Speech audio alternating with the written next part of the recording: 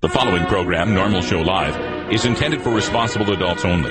We advocate for the repeal of marijuana prohibition for adults. We discuss the science, culture, and controversy about America's marijuana laws. We do not advocate or encourage any illegal activity and advise all listeners to learn their state and federal marijuana laws by visiting norml.org, NORML.org. Opinions and claims made by guests and advertisers of NORML Show Live are their own and do not necessarily reflect the philosophy and policies of NORML. Listener discretion is advised.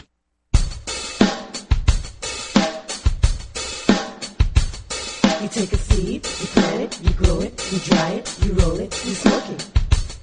You take a seed, you plant it, you grow it, you dry it, you roll it, you smoke it, and it goes down smooth. Hey! Spanning the continent to bring you the truth about cannabis and marijuana law reform. I smoke pot and I like it a lot. From the promise of legalization. And I think we need to rethink and decriminalize our marijuana laws. To the agony of prohibition. One major responsibility is to encourage people to use less drugs. The National Organization for the Reform of Marijuana Laws presents NORML Show Live, Marijuana Nation.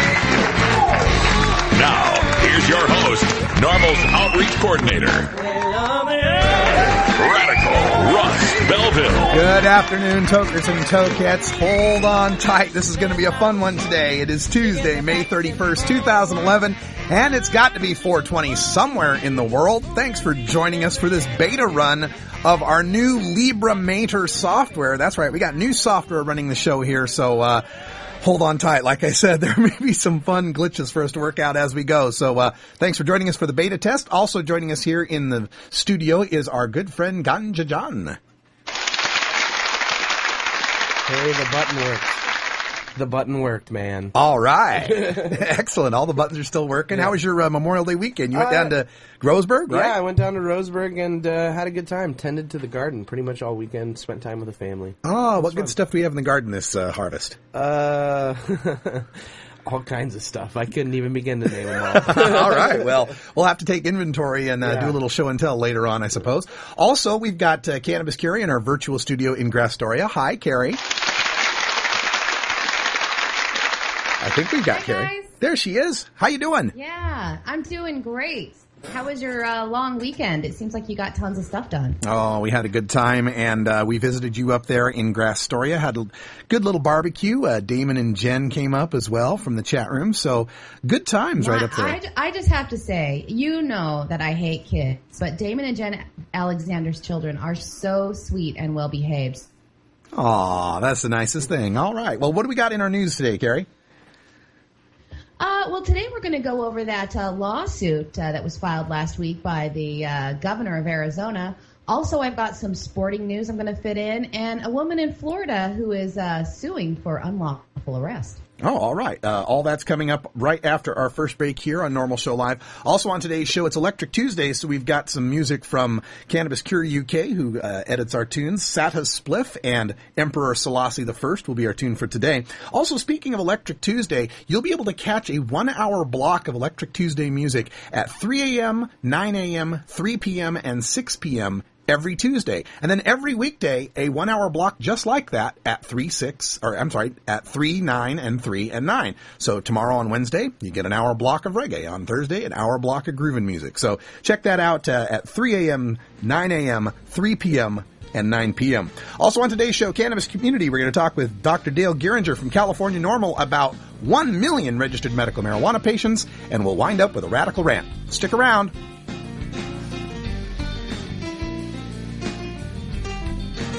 This is NORML Show Live, the voice of the Marijuana Nation.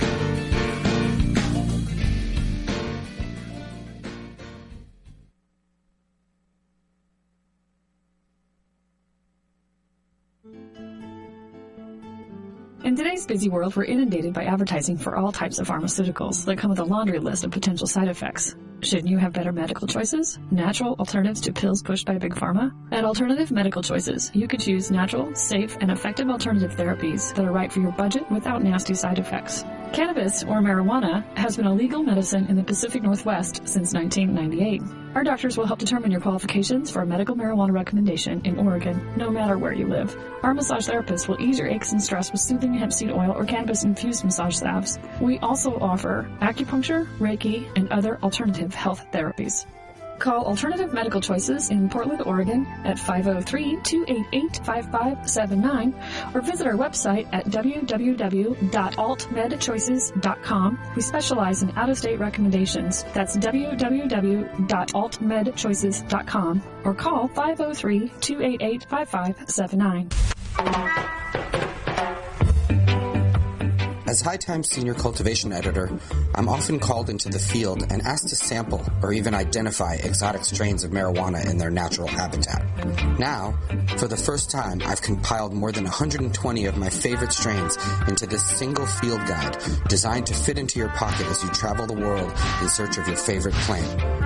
From a friend's closet grow room to the wilds of Northern California, this single guide covers all of today's best-known strains, plus heirlooms and throwbacks, including High Times quality photos and information on each variety's genetic heritage and growing characteristics, plus my personal notes on aroma, flavor, and potency.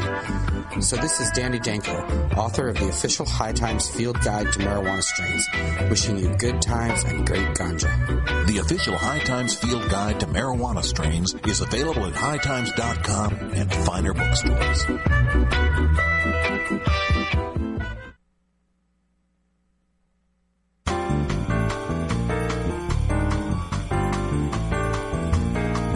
Medical marijuana, industrial hemp, consumer cannabis. It's time for this week's NORML News with Cannabis Carrie. She made her intentions known last week, but on Friday, Arizona Governor Jan Brewer and the Arizona Attorney General took the state's new medical marijuana law to court. Late on Friday, AG Tom Horn sued the U.S. Justice Department and other defendants on behalf of the state and Governor Brewer. The suit is seeking clarification on whether strict compliance with the new Arizona law provides protection from federal prosecution.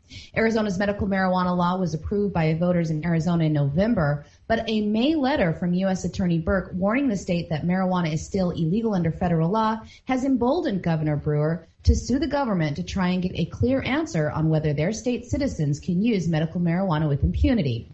Other medical marijuana states have received similar letters, but have chosen to either ignore them in most cases or back down on regulational bills governing medical marijuana, such as Governor Chris Gregoire in Washington State, or Rhode Island Governor Lincoln Chafee, who put plans for his state to license 3 dispensaries on hold. Attorney General Horn said that the suit is intended to get a court ruling that, quote, makes it clear what direction we can safely go, either to implement the law or that we cannot, unquote. The suit also names some medical marijuana supporters that accepted an invitation to be included in the case to ensure that the law gets a vigorous defense.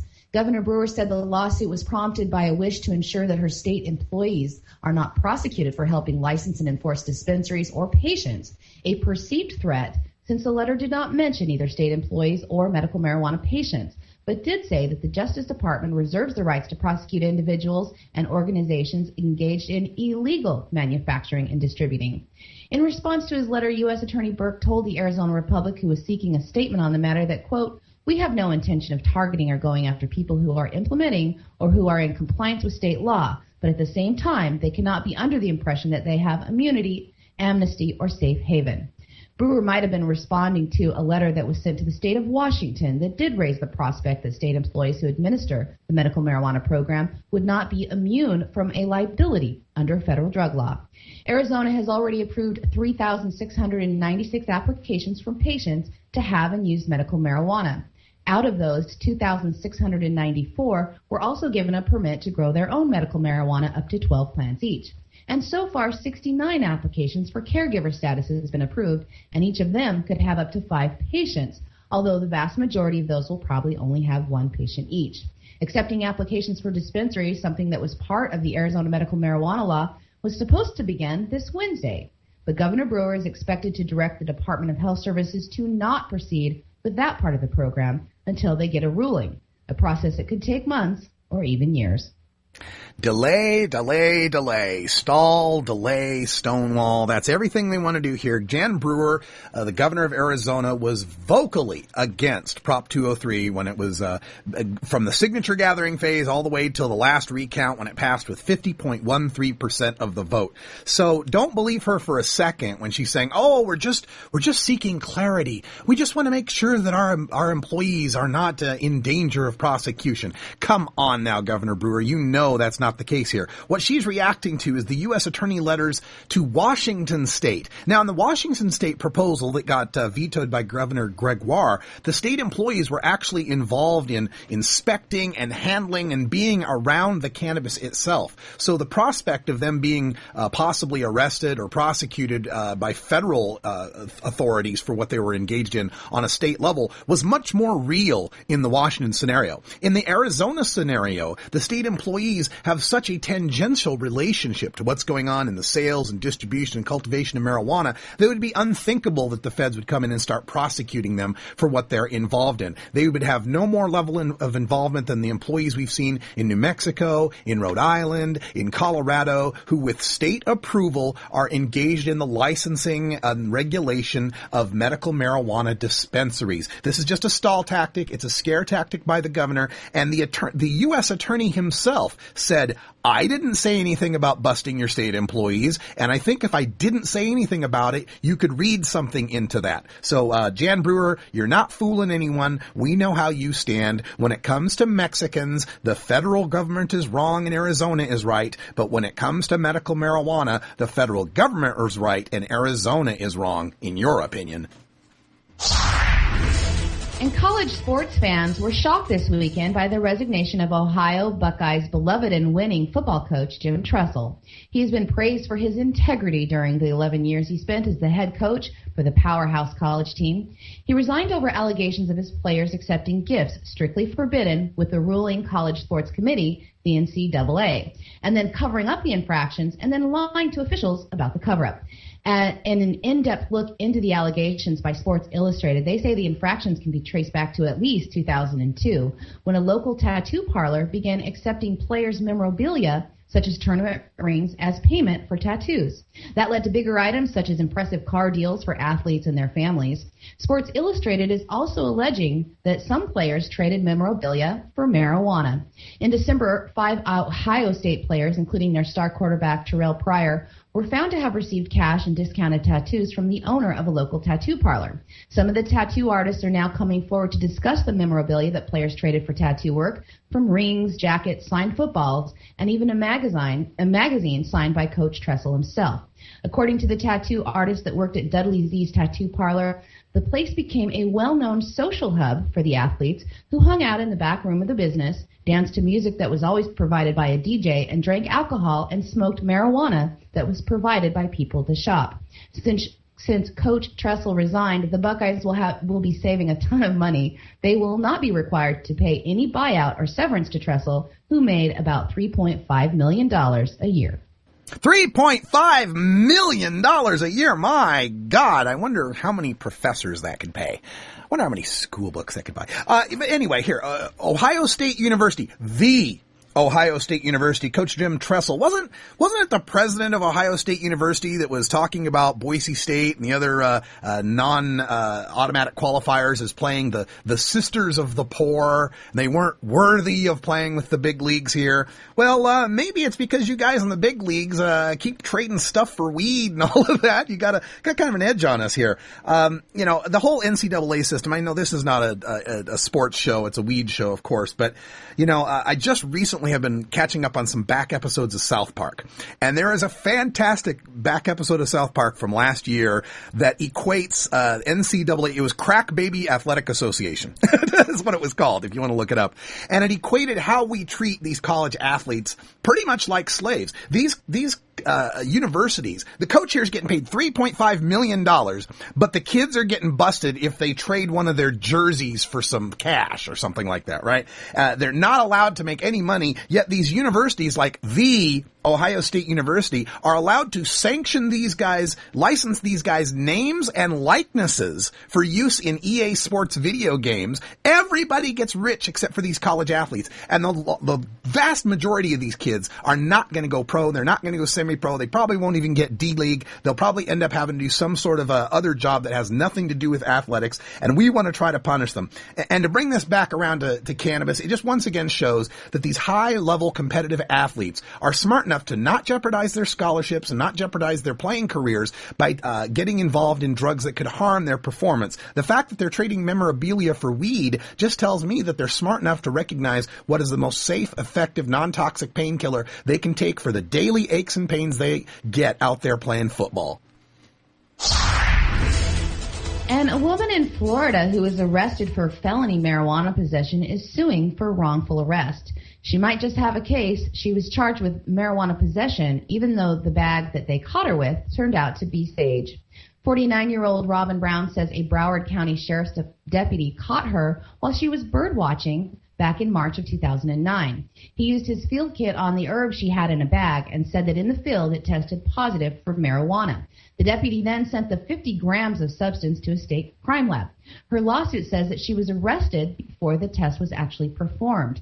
Her arrest was ordered by the Assistant State Attorney Mark Horn back in June of 2009, and she was arrested at her place of business, Massage Envy in Weston. She said that she was arrested in front of coworkers and her customers and subjected to a full-body cavity search during her overnight stay in jail. When her lawyers discovered the herbs had not been tested a second time, he used the courts to force the test, which determined what Mrs. Brown was contending all along. Her sage was completely marijuana-free.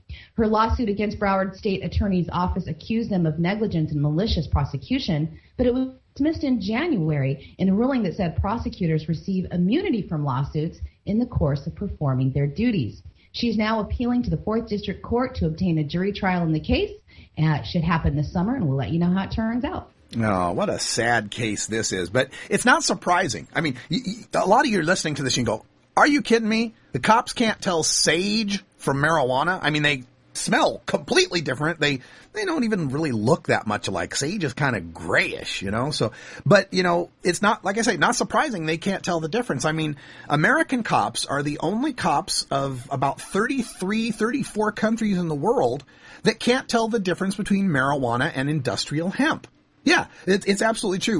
We've got 30,000 acres being grown in France and about 50,000 acres being grown in China. We got about 11 countries in the European Union. Denmark, for example. In South America, Chile is growing industrial hemp. They're growing it in Australia. They're growing it in China. And for some reason, the cops in all of those countries, where cannabis for recreational use and medical use, for some extent, is still illegal, they are able to have legal industrial hemp because their cops there are smart enough to be able to tell the difference between a tall, reedy, about 15 to 18 foot tall, closely packed together, densely planted hemp plantation as compared to plants that are cultivated far apart and grown to be big, round, and bushy with great big sticky buds on them, for recreational or medical consumption. Some reason the cops everywhere around the world can tell the difference between an 18-foot tall, skinny, close-together plant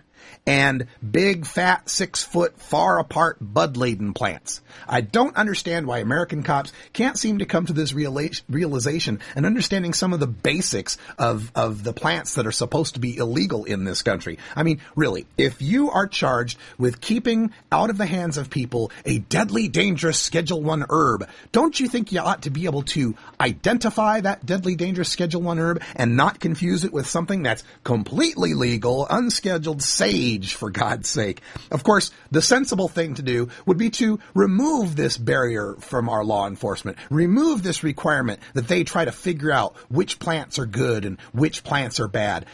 I kind of look forward to a world where police are, I don't know, call me crazy, in charge of stopping crimes, protecting human beings from one another, not human beings from plants, right?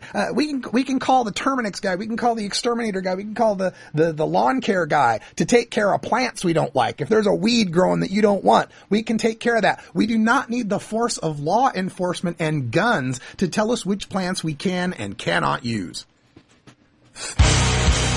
Starfish Well, that didn't work. 20 after the hour. We're going to take a break. We'll fix the Libremator. I'm Russ, and when I want to relax, I always have my 17-inch long original Gandalf from Starfish Designs nearby.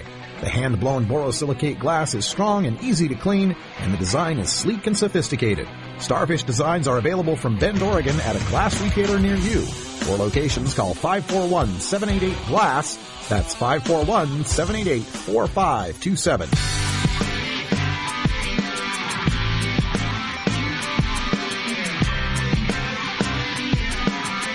Been busted? Need a lawyer? Call the NORML Legal Committee for an attorney near you. Find one at NORML.org. Remember, attorneys are cheaper than a lifelong criminal drug record. It's that freedom. I'm free to do it.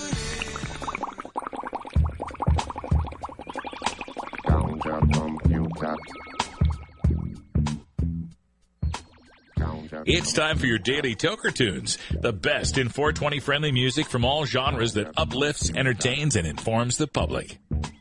Today we bring you tunes for Electric Tuesday, our segment featuring the best of modern electric music in the genres of dance, new age, house, and experimental.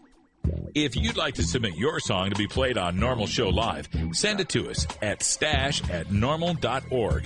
Now here's some more great independent marijuana music for today's daily Toker Tunes.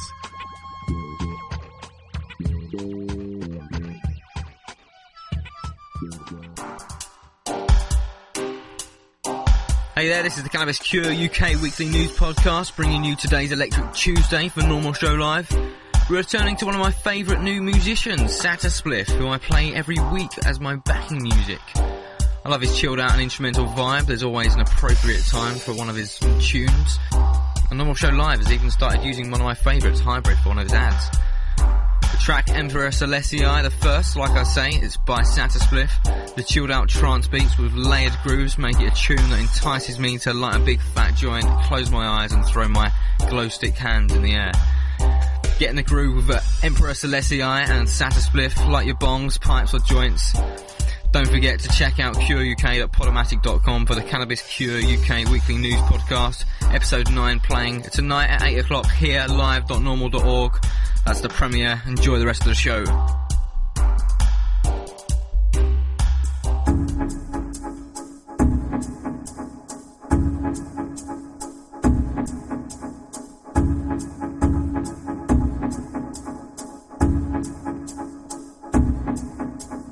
As I call upon to the force of the Imperial Majesty, Emperor Haile Selassie of Ethiopia is the Almighty.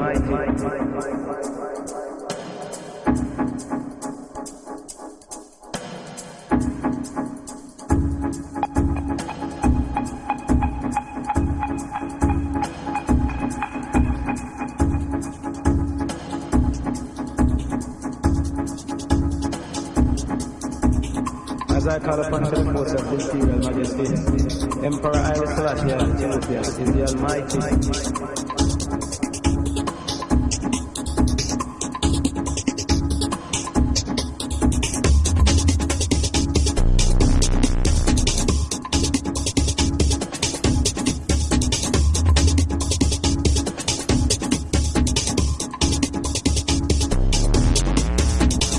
As I call upon to the force of the Imperial Majesty,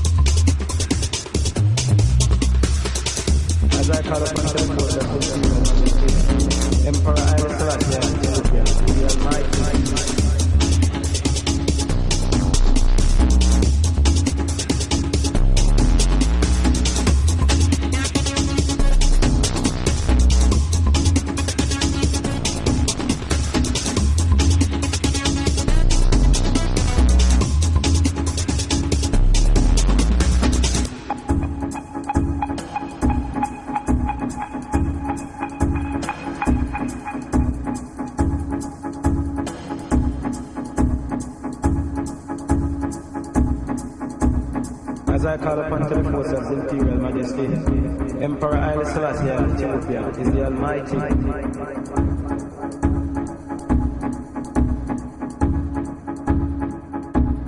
You want a copy of that song for your iPod? Check out the Daily Toker Tunes at the Stash blog by surfing to stash.normal.org and choosing Media and then Toker Tunes from the main menu. Marijuana and alcohol are the two most popular recreational drugs in America. Marijuana smoking is non-toxic, relatively safe, and has a low risk of dependence. Alcohol drinking is potentially fatal, dangerous to society, and is quite addictive.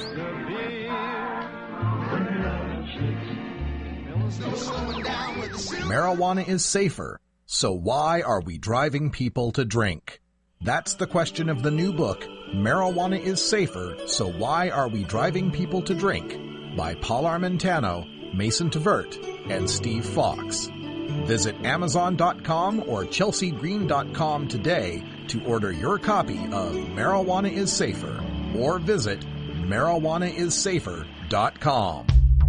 The most devastating effect of the war on marijuana is that it is a war on everyday people like you and me.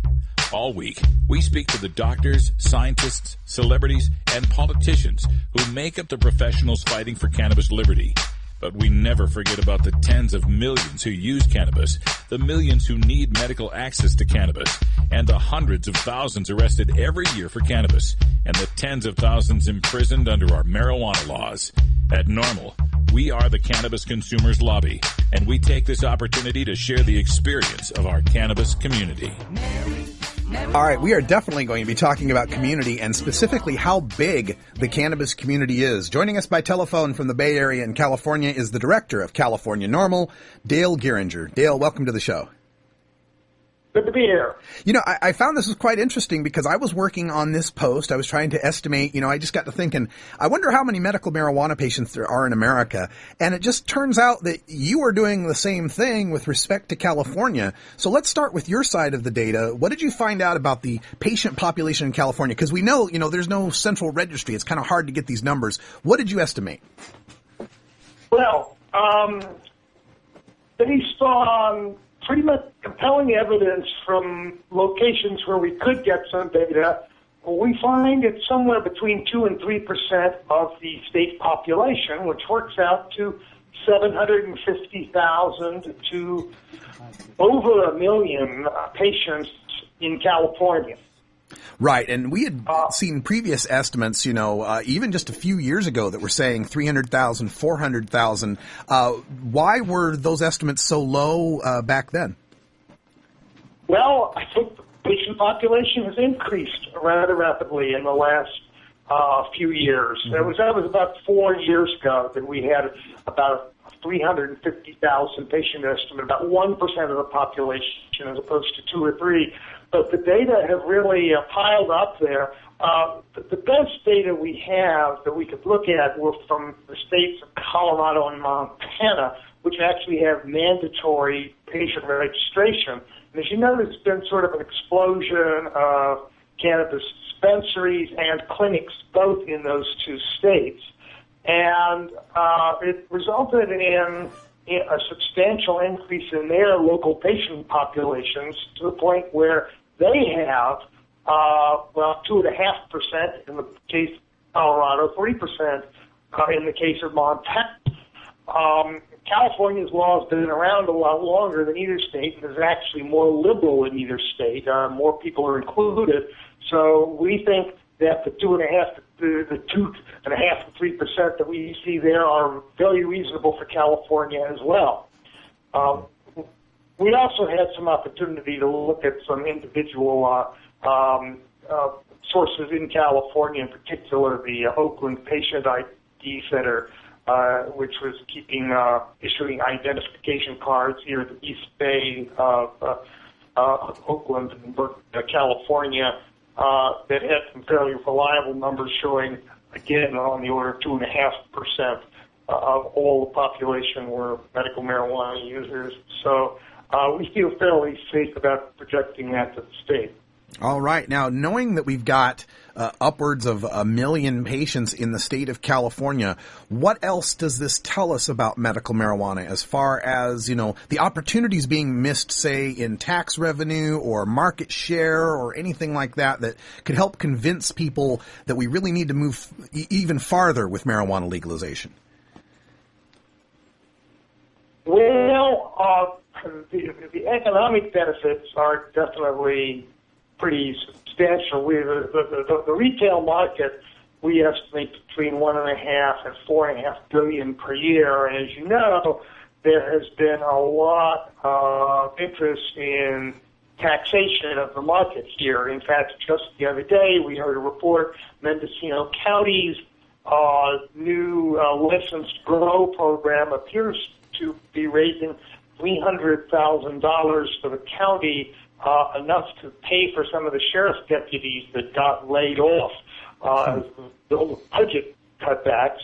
The sheriff was rather happy about that program, obviously. We also had a report down here in the city of San Jose, which implemented a rather hefty, I must say, tax on the dispensaries, and they pulled in a couple $100,000 in the first month or so. So they're going to make millions of bucks this year off of it. So this is looking very attractive as business. And I think it's going to solidify medical marijuana here as it is doing in Colorado, and as it might do elsewhere in the United States if the politicians would let it. I mean, we are looking at, if it's 2% of the population, you know, in the United States, you know, that works out to 6 million Americans or more. And that's also an important, we think, political constituency. Absolutely. And that's you know, on the order of the size of the gay population as well. So, you know, I hope, and I'm looking forward to the day when those patients are as well organized and well represented in Washington and elsewhere as other minority groups are today. Yeah. I'm very hopeful about the future. Yeah, you have an interesting situation going on in California, and again, we're speaking with Dr. Dale Geringer, the director of California NORML. Of course, California had the first law in 1996, Prop 215, and very loose as far as there not being a mandatory registry system. It's voluntary. There's a lot of differing regulations from county to county. What differences did you find as you looked across the state, county by county, in its use of medical marijuana? And specifically, did places with more dispensary access tend to have more patients? Well, I don't have the data to validate that. Okay. So I can't tell you. However, I would notice, I think you can see it by looking at another state that is sort of similar to Colorado, which is Oregon, your own state, right? Which has had a law that's actually been pretty successful and been around for longer than any other states, pretty much than California's. And in Oregon, you have 1% of the population, whereas in Colorado, Montana, California, it looks like over 2%. Well, why only 1%? Well, as you're aware, there really aren't any dispensaries active in Oregon. And I think that really makes a difference. Why should people even buy? A lot of people become medical marijuana patients specifically take advantage of the fact that there are dispensaries. You know, otherwise, there isn't a whole lot of advantage to it other than, you know, they can grow their own if they so dare.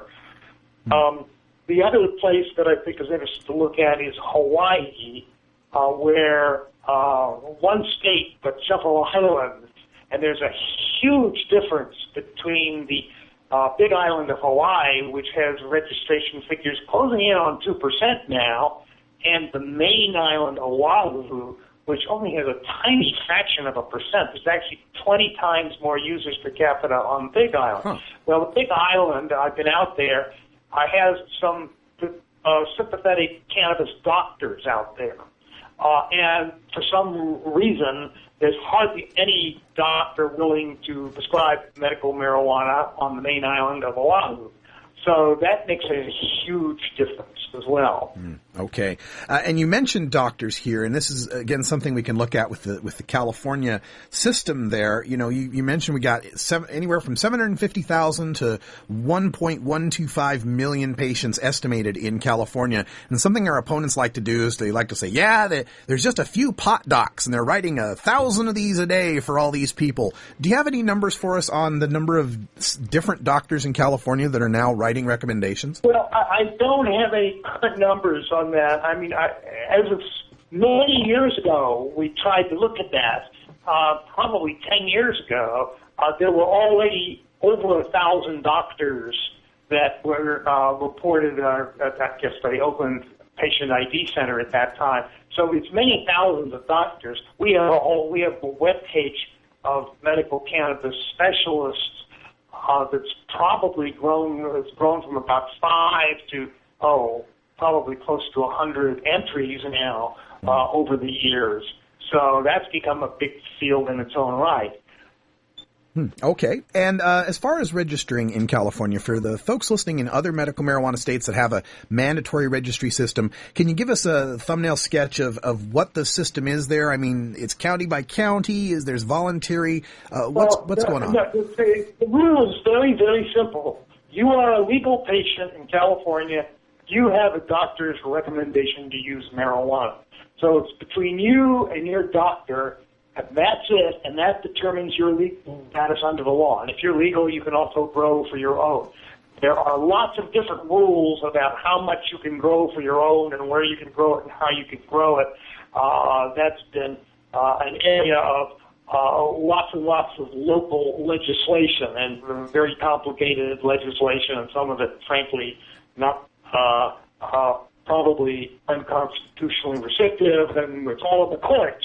It's a real mess as to what the laws are about local cultivation and cultivation by collectives, so you have more than one patient, is even more complicated an issue. So that varies all over. But eligibility of patients is very simple. It's having a doctor's recommendation. And since that is private information under state and federal law, nobody can really find out how many legal patients there are in the state. Right.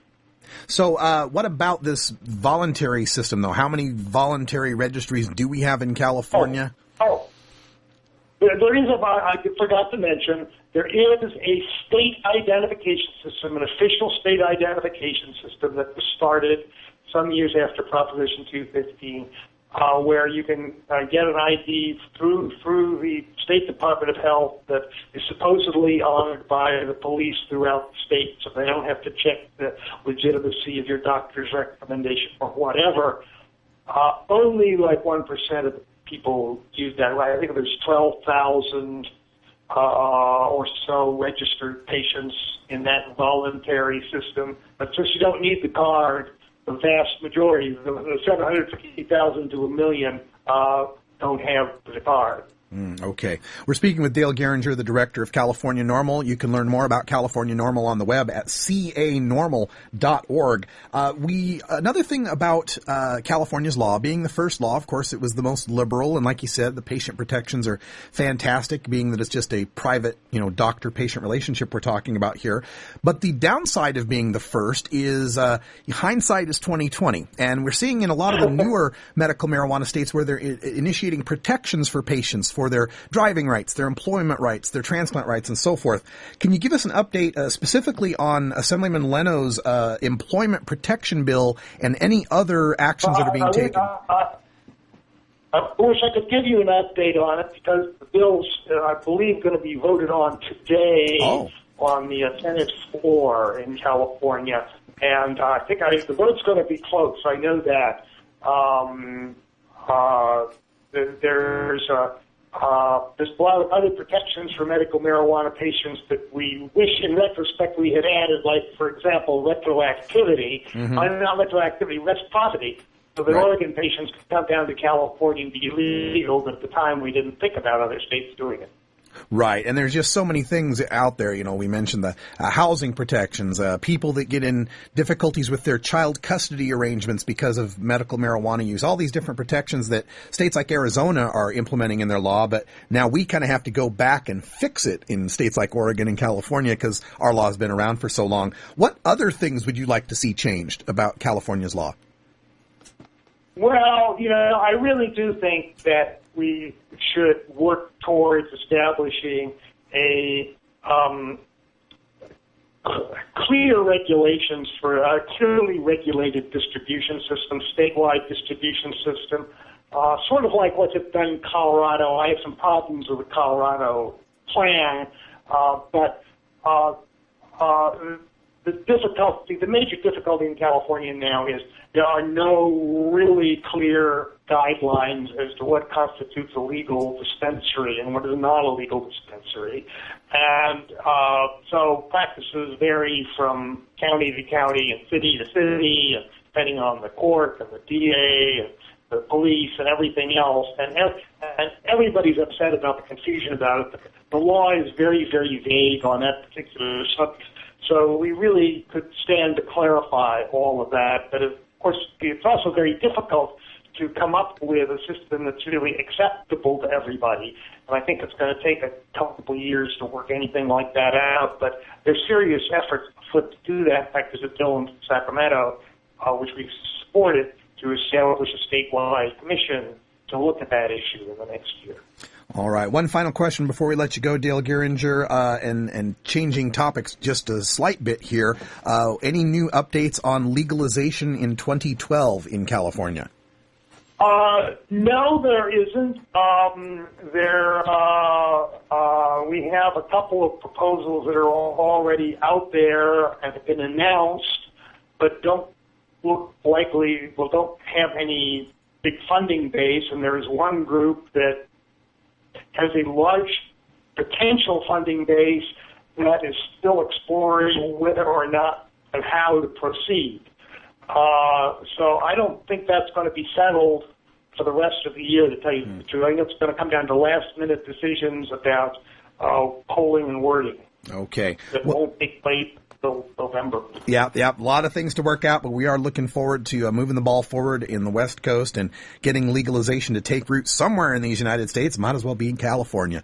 Dr. Dale Geringer is the director of California NORML. You can learn more at canormal.org, and thanks for the great data and the press release on this. We really appreciate it. Thank you. Nice to speak to you, Ross. All right. When we come back, some radical ranting, some more data on medical marijuana patients in the United States. Stick around. It's NORML Show Live. The world's greatest cannabis competition is coming back to the Bay Area. Over 100 strains of medical marijuana will go head-to-head to see who's the dankest in California. Indicas, sativas, hybrids, concentrates, edibles, plus THC, CBD, and CBN testing. The High Times Medical Cannabis Cup, June 25th and 26th at the Concourse Exhibition Center in San Francisco. It's gonna be awesome. Get your tickets at medcancup.com.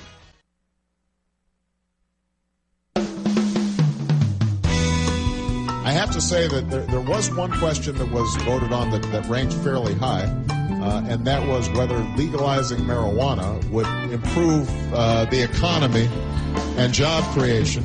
I don't know what this says about the online audience, but the answer is no. I don't think that is a good strategy to grow our economy.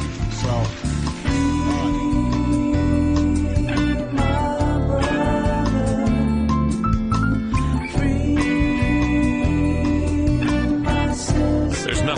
About nearly 1 million lives wrecked by a marijuana arrest every year, Mr. President.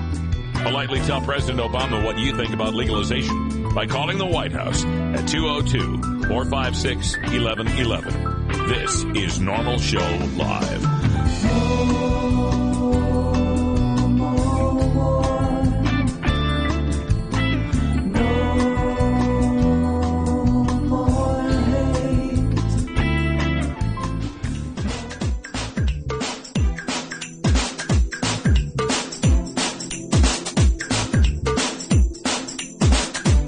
Want more than just your NORML Show Live? Get your daily fix of marijuana news and interviews on the NORML Daily Audio Stash. the weekday podcast available on iTunes and at stash.normal.org.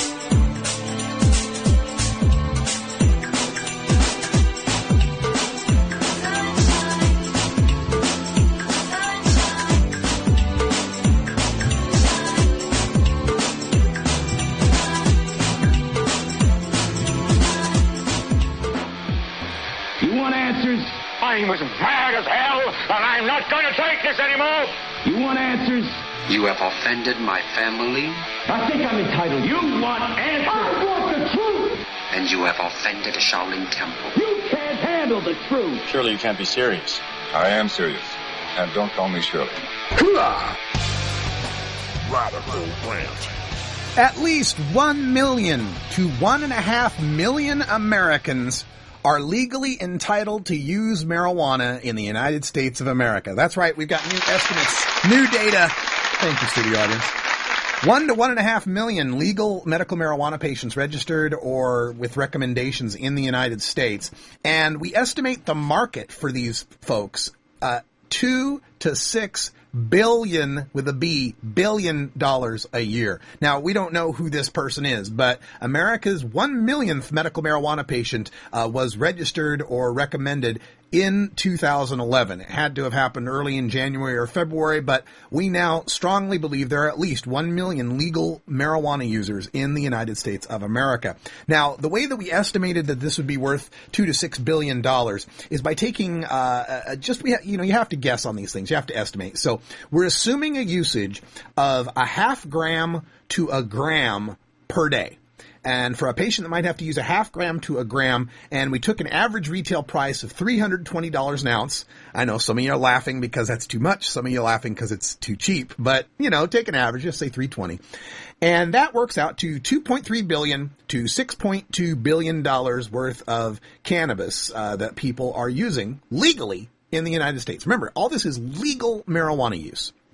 Now, the other thing I like to do with this, I like to plug numbers in. I'm a spreadsheet guy. And so I figured, hey, I wonder how much legal pot there is. Just how many legal plants and how much legal medicine could there be in the United States?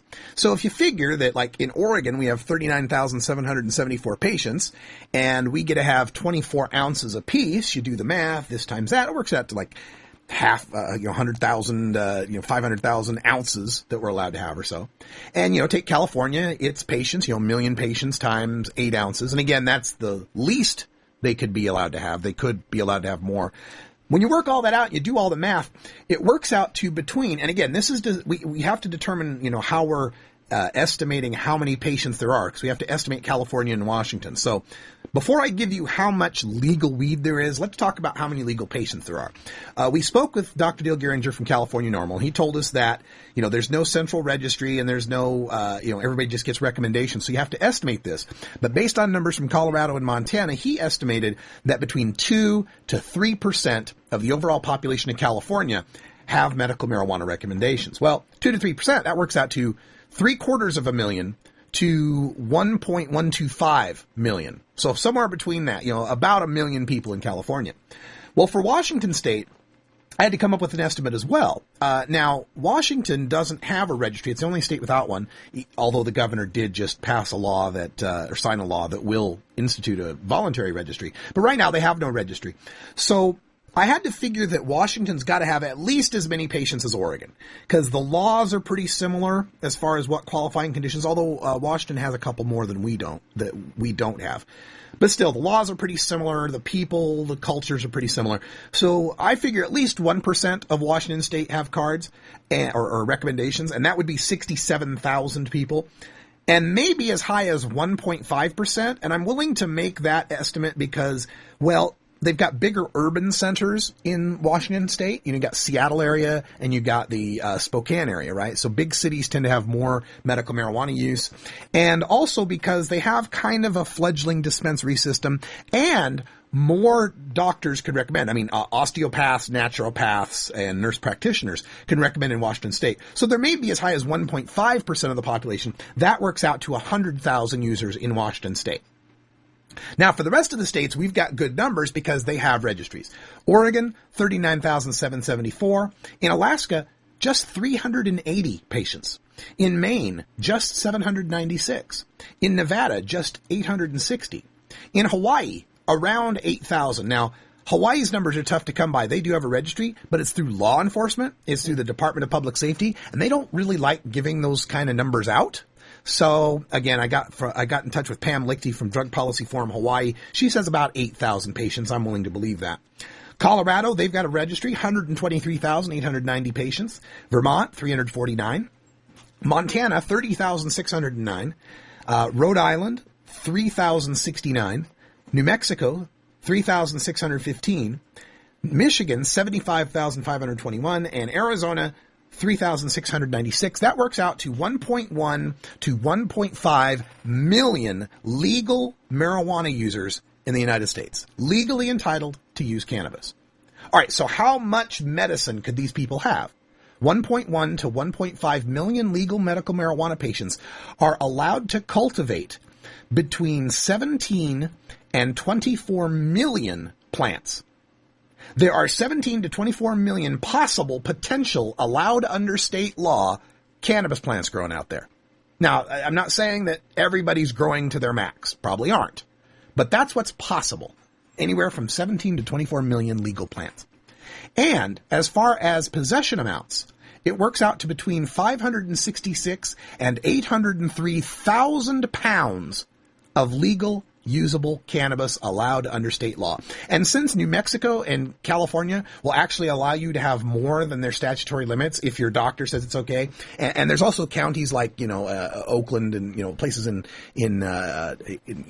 California where they let you have more. Like Oakland lets you have 3 pounds, right? So with that, it's possible there might be 1 million pounds of state legal cannabis allowed under state law. 1 million pounds. So we're talking about 1 million legal users growing up to 24 million legal plants and possessing up to 1 million pounds of legal marijuana. And yet, in those 16 states in the District of Columbia, the trains still run on time. There's not pot zombies roaming the streets. There's not cats and dogs living together in disasters of biblical proportion. In fact, life goes on pretty much the way it went on before we instituted medical marijuana. In fact, none of the dire predictions by our opponents about what would happen if we legalized marijuana, none of them have come to fruition here. For example, one of the things they used to say to us is, oh my God, we cannot legalize medical marijuana. What about the children? What kind of message are you sending to the children? My God, if we legalize medical marijuana, kids will think pot's okay. And the next thing you know, we'll have teenage pot zombies roaming the streets in search of strains. Well, actually, when you look at the data, and the government keeps track of this stuff, right? The National Survey on Drug Use of Health from the University of Michigan, they track this stuff every year. I compared the year that these states passed medical marijuana versus the most current year, which is 2008 data, and what was the monthly usage rate for 12 to 17-year-olds before medical and after medical. And in every state except Maine, in every medical marijuana state except Maine, teenage use went down. Use went down. And in the states that have the biggest medical marijuana populations, the Michigan, California, Oregon, Washington, Colorado, Montana, those figures went down by 10% or more of 12 to 17-year-olds using cannabis. Now, I'm not trying to say correlation equals causation here. I'm not trying to say that, because we passed medical marijuana, less kids are using pot. But what I am saying is what they predicted medical marijuana would lead to more kids using pot, the data doesn't show that. Here's another thing they predicted. Oh my God, if we legalize medical marijuana, there'll be stoned drivers on the freeways. There'll be mayhem on the streets. There'll be blood in the intersections. But again, this really hasn't turned out either. I decided to take a look at the highway fatalities. How many people died on the roads in the year that medical marijuana was passed in these states versus how many people died on the roads in 2009. This is data from the National Highway Traffic Safety Administration, right? And I'm not talking deaths per 100 million miles driven, right? So even as populations have gone up and more people are driving, and they're driving more, in every state, fatalities went down except Rhode Island. In every medical marijuana state, fatalities went down. And in Rhode Island, in 2006, they had 81 fatalities. In 2009, they had 83. So it went up by 2 people, right? In these other states, we look at California, in 1996, they had 3,900 traffic fatalities. In 2009, they had 3,000. They went down by 908 fewer deaths on the road. In Washington state, went down from 662 to 492. Oregon went down from 538 to 377. Now again, I'm not saying medical marijuana made these streets safer. Right? There's all sorts of other things that happen too. Drunk driving patrols, increased use of seatbelts, more patrols, etc. Sure. Lots of other reasons. But again, the dire prediction from our opponents that medical marijuana would lead to greater fatalities, would lead to greater risks on the road, do not seem to be played out in the data. And one other thing our opponents used to like to say, that, well, if we legalized medical marijuana, it would cause havoc in the workplace. There'd be more injuries, there'd be a safety risk, and productivity would go down. Well, in all the medical marijuana states, since they passed medical marijuana, the GDP, the gross domestic product of those states, they've all gone up. But despite that, let's take a look at OSHA data, Occupational Safety and Health Administration. Workplace injuries and illnesses. How many workplace injuries and illnesses were there in a medical marijuana state when they passed medical versus how many were there in 2009? In every medical marijuana state for which there is data, every single one of them, workplace injuries and illnesses declined. California went from 7.1% to 4.2%. Washington State went from 9.2% to 5.3%. We're doing it live. New software. We're working it out. We'll get this all good for you. But the point remains. Workplace injuries have gone down in every medical marijuana state. Workplace illnesses have gone down in every medical marijuana state for which there is data. Now, here's just some quick facts as we round up the day here. The 17 jurisdictions where we have medical marijuana encompass 90 million Americans. That's right, 90 million Americans live in medical marijuana states, and that makes up 162 votes in the Electoral College. Patients make up over 3% of the population in Montana, almost 2.5% in Colorado, 2% in California, and over 1% in Oregon and Washington. After Michigan, at 0.75%, every other medical marijuana state has less than 0.3% registered patients. So really, there's 6 big states for medical marijuana. California, Colorado, Washington, Michigan, Oregon, and Montana comprise 98% of the legal medical marijuana users, and more than 3 out of 4 legal medical marijuana patients live on the West Coast. And again, monthly teen use down, highway fatalities down, workplace injuries down. This is NORML Show Live, the voice of the Marijuana Nation. All right, all that data is available up at our main page at NORML.org. Check it out and spread the word. We are winning. There's 1 million of us, and there's going to be 1 million more before you know it. Thanks for joining us. Stay tuned for Hour 2. For Ganja John, Kaliko the Intern, and Cannabis Carry, I'm Radical Russ. And until next time, take care of each other, tokers.